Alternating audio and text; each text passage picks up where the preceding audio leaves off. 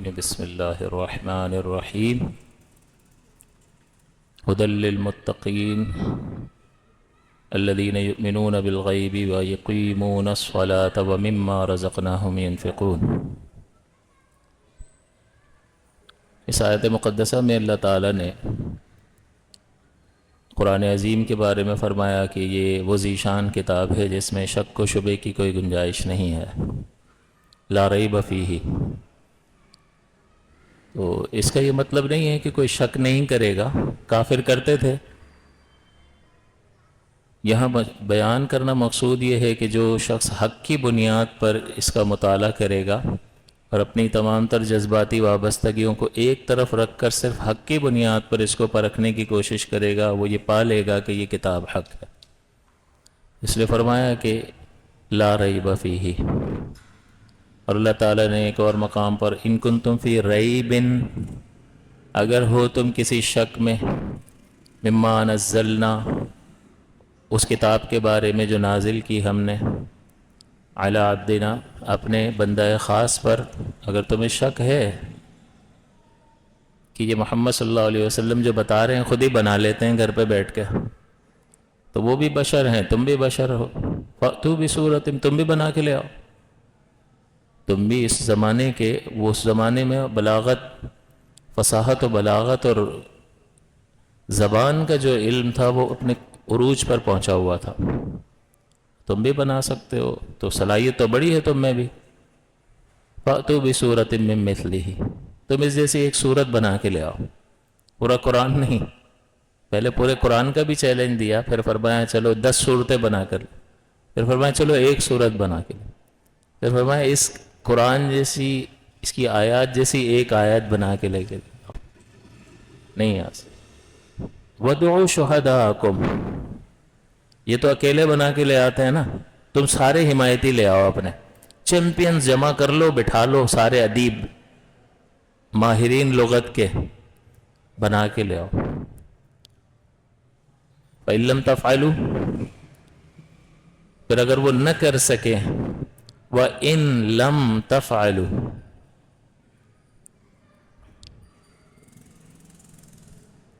وَإِن لَّن تَفْعَلُوا، ہرگز نہیں کر سکیں گے۔ اللہ نے یہ غیبی خبر بھی ارشاد فرما دی اور بتا دیا کہ یہ قرآن تم بنا ہی نہیں سکتے، کہ اس میں غیبی خبریں بھی ہیں، کہاں سے لاؤ گے؟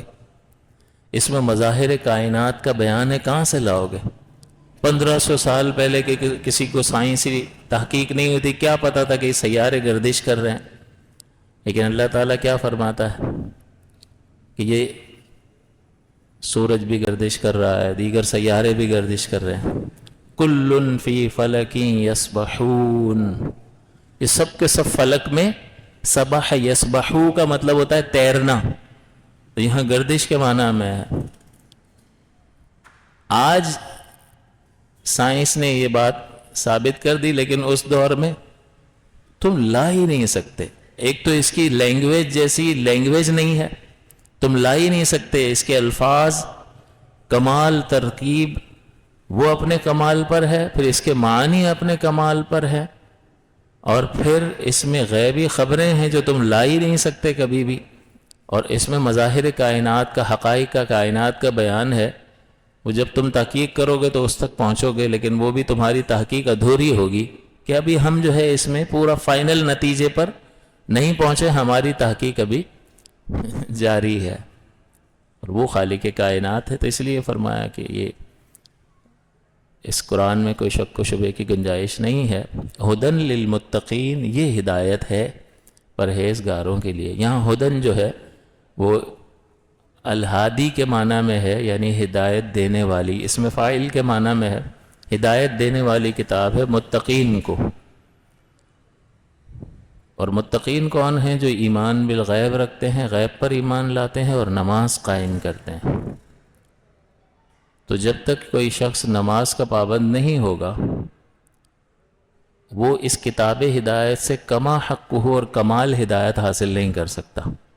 اور پھر نماز، پابندی والی نماز، پھر نماز خشوع و خضوع والی نماز، کہ یہاں پر وہی والا یقیمون فرمایا اور اقامہ یقیمو کا مطلب ہوتا ہے اس کے ظاہری اور باطنی حقوق کے ساتھ اسے ادا کرنا۔ ظاہری حقوق جو آپ کو بیان کر رہے ہیں کہ بھئی یہ اس چیز کا دھیان رکھنا ہے، فرائض کا، شرائط کا، مکروہات کا، مفسدات کا، واجبات کا، سنتوں کا، یہ سارے اس کے ظاہری آداب ہیں جن کا خیال رکھنا ہے، اور پھر قلب کے ساتھ اپنے اللہ کی طرف متوجہ ہونا، یہ ہے نماز کو قائم کرنا۔ تو اس کتاب ہدایت سے جو اللہ تبارک و تعالیٰ کی عظیم کتاب ہے اور اللہ کی بہت بڑی نعمت ہے اور اللہ کا احسان ہے کہ اللہ تعالیٰ نے قیامت تک اس کی حفاظت کا ذمہ بھی لے لیا، تو آپ آج جو ہے وہ پورے وثوق کے ساتھ کہتے ہیں کہ یہ وہی کتاب ہے جو سرور دو عالم صلی اللہ علیہ وسلم کی ذات اقدس پر آج سے تقریباً 1500 برس پہلے نازل ہوئی، ورنہ دیگر کتابیں نازل ہوئیں، انبیاء تشریف لے گئے، پردہ فرمایا، لوگوں نے تبدیلیاں کرنا شروع کر دیں، ان کی حفاظت امتوں کے ذمے تھی، اس کی حفاظت کی ذمہ داری اللہ نے خود لے لی۔ نحن نزلنا الذکر وإنا لہ لحافظون، ہم نے ہی نازل کیا اور ہم ہی اس کی حفاظت کرنے والے ہیں۔ تو اللہ کا بہت بڑا انعام ہے، ورنہ تو بندہ شک میں ہی پڑ جائے نا کہ یار موسیٰ علیہ السلام پہ اتری تو تھی لیکن یہ وہی ہے۔ اب جیسے ہی آپ شک میں پیدا ہو جاؤ گے تو پھر اس کتاب پر اعتماد کم ہو جائے گا، کروں نہ کروں، خالق کی طرف سے ہی ہے، اس کی طرف سے نہیں ہوا تو ساری زندگی کرتا رہا، بعد میں پتہ چلا تو کہ نہیں تھا، ہم نے تو نہیں فرمایا تھا، یہ تو ان کی ملاوٹ تھی۔ یہ اعتماد جو ہے آپ کو سمجھو زندہ کر دیتا ہے کہ یہ وہی کتاب ہے، اس میں ایک لفظ کی بھی کوئی رد و بدل اور تبدیلی کا اعتقاد رکھنا انسان کو دائرہ اسلام سے خارج کر دیتا ہے۔ تو بہرحال یہ نماز کے اعتبار سے کہ نماز بہت اہم عبادت ہے، اس کتاب ہدایت سے ہدایت بھی اس شخص کو کامل طور پر حاصل ہوتی ہے جو نماز کے معاملے میں پابندی بھی کرتا ہے، مسائل بھی سیکھتا ہے اور اسے پورے خلوص کے ساتھ اچھے انداز سے ادا کرنے کی کوشش کرتا ہے۔ یہ قبر میں ایک اچھی صورت میں ہمارے لیے راحت کا سبب بنے گی، اور عذابات جب متوجہ ہوں گے تو یہ پروٹیکشن دے گی۔ یہ حدیثوں میں مضمون بیان ہوا ہے اور مخبر صادق صلی اللہ علیہ وسلم نے بیان کیا، یہ بالکل حق ہے، سچ ہے، تو اس کو تو بہت اچھے طریقے سے بنا سنوار کر اللہ کی بارگاہ میں پیش کرنا چاہیے اور اس میں اللہ کا شکر ادا کرنا چاہیے، اور پھر بھی ایک گزارش کرنی چاہیے کہ اللہ انسانی حیثیت سے پوری کوشش کر لی، اب کوئی کمی کوتاہی اگر سے رہ گئی ہوگی تو اپنے فضل سے اسے معاف فرما، اور جو تو نے وعدہ اپنے حبیب کریم صلی اللہ علیہ وسلم کی زبان پاک پر ہم سے فرمایا ہے اسے وہی اجر اور وہی بدلہ ہمیں عطا فرمایا۔ دنیا جہاں کی دولت چھوڑ کے چلا گیا، وہ دولت قبر میں تو نہیں آپ کو پروٹیکشن دے گی نا، کچھ بھی نہیں۔ یہ تو جو اس مقام پر، ایسی وحشت کے مقام پر آپ کے لیے راحت کا سبب بنے، اس کی بہت زیادہ حفاظت کرو۔ یہاں پر کتنا بینک بیلنس کی حفاظت کرتا ہے؟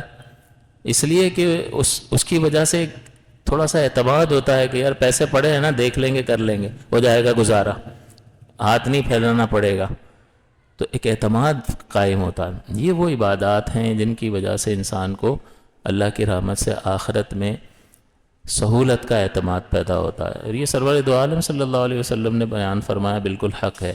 آج امامت سے متعلق چند مسائل آپ کی خدمت میں ذکر کرتا ہوں کہ جب ہم قرات کی بات کرتے ہیں کہ نماز میں ہمیں قرات کرنا فرض ہوتا ہے، ایک آیت پڑھنا فرض ہے، سورہ فاتحہ پوری ملانا پڑھنا واجب ہے، 7 کی 7 آیات، اور اس کے بعد 3 آیتیں چھوٹی، یہ کوئی چھوٹی صورت یا ایک بڑی آیت جو 3 چھوٹی آیات کے برابر ہو، اتنا قرآن آپ کو پڑھنا واجب ہوتا ہے۔ تو اس میں ظاہر ہے کہ جب پڑھنے کی بات کی جاتی ہے تو سب سے پہلی چیز یہ ہوتی ہے کہ آواز، اس میں آپ کو آواز کا خیال رکھنا ہوگا کہ آپ نے اتنی آواز سے قرات کرنی ہے، چاہے امام صاحب امامت کر رہے ہوں یا کوئی شخص اپنی علیحدہ سے نماز پڑھ رہا ہو، تو اس کو اتنی آواز سے قرات کرنی ہوگی کہ اس کے اپنے کان سن لیں، جبکہ اطراف میں کوئی شور شرابہ نہ ہو۔ ہاں وہ اتنی آواز سے کر رہا ہے کہ اگر یہ شور شرابہ اگر اطراف میں ہے اور کان تک آواز نہیں پہنچ رہی ہے تو پھر مسئلہ نہیں ہے، وہ اتنی آواز سے کر رہا ہے کہ اگر یہ شور نہ ہوتا تو کان تک آواز پہنچ جائے گی، تو بس یہ پڑھنا کہلائے گا۔ اس لیے آواز نکالنا لازم اور ضروری ہے، تو آواز کا بڑا خیال رکھنا۔ چاہیے کہ جہاں بھی پڑھنے وغیرہ کی بات ہوتی ہے تو اس میں آواز کا بڑا کردار ہوتا ہے۔ پھر جو بعض نمازیں جہری ہیں اور بعض سری ہیں، دو نمازیں ظہر اور عصر ان میں آہستہ قرات کی جاتی ہے، اس کو سری کہتے ہیں۔ سر کا مطلب ہوتا ہے راز، راز کو سر کہتے ہیں، تو اس اعتبار سے اس نماز کو سری نماز کہتے ہیں کہ جس میں قرات آہستہ سے کی جاتی ہے۔ پہلے ساری نمازوں میں بلند آواز سے قرات ہوتی تھی، لیکن آپ کو شاید پہلے بتایا بھی تھا کہ کفار جو ہے وہ تنگ کرنے آ جاتا تھے ظہر اور عصر کے وقت۔ جیسے قرآن سنتے تھے مسلمان نماز پڑھ رہے ہیں تو پھر وہ قریب جمع ہو کے نماز میں بگاڑ پیدا کرنا، شور شرابہ کرنا، ہلڑ بازی کرنا، تو اس سے نماز میں خلل واقع ہوتا تھا۔ تو سرور دو عالم صلی اللہ علیہ وسلم نے ان دو نمازوں میں پھر قرات آہستہ آواز سے فرمائی تاکہ ان کو پتہ ہی نہیں چلتا تھا کہ مسلمان نماز پڑھ رہے ہیں۔ اور فجر میں تو اٹھے ہوئے نہیں ہوتے تھے، اور سسٹم سورج کے حساب سے چلتا تھا، جیسے ہی غروب ہوا سورج تو یہ اس سے پہلے ہی غائب اپنے اپنے گھروں کو، تو یہ مغرب اور عشاء میں بھی نہیں ہوتے تھے، تو یہ فجر مغرب اور عشاء میں ہوتے ہی نہیں تھے، ٹینشن ہی کوئی نہیں تھی، تو جاری رکھا۔ پھر جب اسلام غالب آیا تب بھی سرکار دو عالم صلی اللہ علیہ وسلم نے اسی چیز کو جاری رکھا کہ ظہر اور عصر میں آہستہ اور باقی تین نمازوں میں، اور جمعے کی نماز میں اور عید کی نماز میں یہ قرات تیز ہوتی ہے۔ تو یہ واجب ہے جہاں امام کے لیے کہ جہری نماز میں جہر واجب ہے اور سری نماز میں سر واجب ہے، یعنی تین نمازیں ہیں اس میں اونچی آواز سے قرات کرنا واجب ہے، اور دو نمازیں ہیں جس میں آہستہ سے قرات واجب ہے امام پر۔ اچھا، آپ اور میں علیحدہ سے اگر نماز ہم ادا کر رہے ہوں تو اس میں یہی ہوتا ہے کہ جہری میں جہر کر لیں اور سری میں سر، اور جہر سے مراد تھوڑا سا اونچی آواز سے پڑھنا چاہیں تو آپ پڑھ سکتے ہیں، لیکن اس نماز میں بھی اگر آپ آہستہ پڑھنا چاہیں تو آہستہ پڑھ سکتے ہیں کہ اتنی آواز کی جتنے آپ کے کان سن لیں۔ اس کا سبب یہ ہے کہ اکیلا نماز پڑھنے والے کو کسی پیچھے والے کو سنانا تو نہیں ہوتا نا، تو اس لیے وہ آہستہ سے پڑھ لے۔ تب بھی یوں نہیں ہوگا کہ بھئی تم نے فجر میں زور سے کیوں قرات نہیں کی، تو بھئی اکیلا پڑھ رہا تھا، تو اکیلا پڑھ رہے تھے تو کیا ہوا، قرات تو تیز کرنا واجب ہے، تو آپ جواب دیں گے کہ وہ امام کے لیے تیز قرات کرنا واجب ہوتا ہے۔ منفرد کے حق میں جو جہری تین نمازیں ہیں اس میں وہ آہستہ سے پڑھ سکتا ہے، لیکن جو سری نمازیں ہیں ظہر اور عصر اس میں اختیار نہیں ہوتا کہ اس کو یہ منفرد اکیلا جو ہے وہ زور زور سے قرات کرنے لگ جائے۔ بعض اوقات ہمارا دل کر رہا ہوتا، اکیلے ہوتے ہیں گھر میں، کمرے میں اکیلے ہوتے ہیں، دل کر رہا ہوتا ہے ذرا تیز قرات کرنے کا، تو فجر مغرب اور عشاء میں آپ کر سکتے ہیں، لیکن ظہر اور عصر میں آپ تیز قرات نہیں کر سکتے، واجب ترک ہوگا۔ تو یہ منفرد کو بھی خیال رکھنا ہوگا۔ تو بس اس کو اس طرح یاد رکھ لیں کہ جو جہری نماز ہے تیز آواز والی ظہر اور عصر کے علاوہ، اس میں جو اکیلا نماز پڑھنے والا ہے اس میں وہ آہستہ پڑھ سکتا ہے، اور آہستہ والی میں تو اس کو آہستہ پڑھنا ہی ہے، لیکن آہستہ والی میں وہ تیز نہیں پڑھ سکتا ہے، یہ یاد رہنا چاہیے۔ پھر یہ جو آواز کی بات ہے کہ وہ آہستہ پڑھ رہا ہے، یہ آہستہ کب تک قرار دیا جائے گا؟ تو ایک تو آپ یہ کہیں گے کہ جو پڑھنے والا ہے اس کے اپنے کانوں تک آواز جا رہی ہے تو آہستہ پڑھ رہا ہے، یہ پڑھنا کہلائے گا جب آواز جائے گی تو، اور اس کے اپنے کانوں تک جائے گی تو یہ ادنا درجہ ہے آہستہ پڑھنے کا۔ اور اعلیٰ ترین درجہ یہ ہے کہ جو قریب پہلی صف میں ایک دو بندے کھڑے ہوں ان تک اگر آواز جا رہی ہے تو یہ بھی آہستہ پڑھنا ہی کہلائے گا۔ اور اس کا مطلب یہ ہے کہ آہستہ پڑھنے کی کم از کم مقدار یہ ہے کہ اس کے اپنے کان سن لیں، اور زیادہ سے زیادہ مقدار یہ ہے کہ جو قریب ایک دو بندے کھڑے ہوں ان تک اگر آواز پہنچ جائے گی تو یوں نہیں کہیں گے یار دوسرے نے سن لیا تو یہ واجب ترک ہو گیا، یہ بھی آہستہ پڑھنا ہی ہے۔ لیکن ظہر اور عصر میں اکیلا نماز پڑھ رہا ہے، اتنی آواز سے پڑھ رہا ہے کہ ادھر آدمی بیٹھا وہ سن رہا ہے، تو یہ سر نہیں ہے، یہ جہر بن جائے گا۔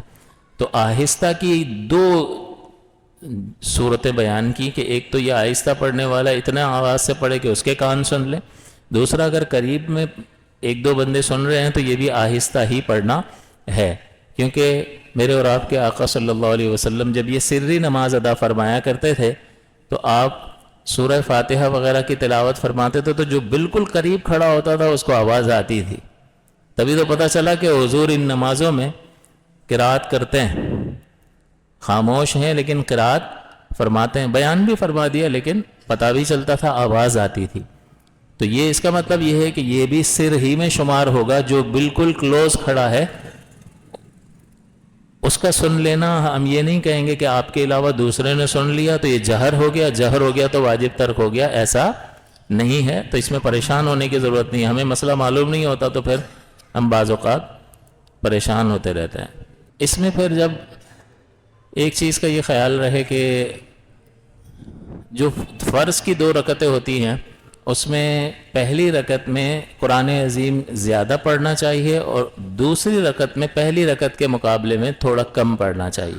یہ ہوتا ہے ہمیشہ. برابری نہیں کرنی چاہیے اور زیادہ نہیں پڑھنا چاہیے کہ پہلی رکعت میں تو چھوٹی سورت پڑھ لی اور اگلی رکعت میں اس سے بڑی سورت پڑھ رہے ہیں، تو یہ درست نہیں ہے.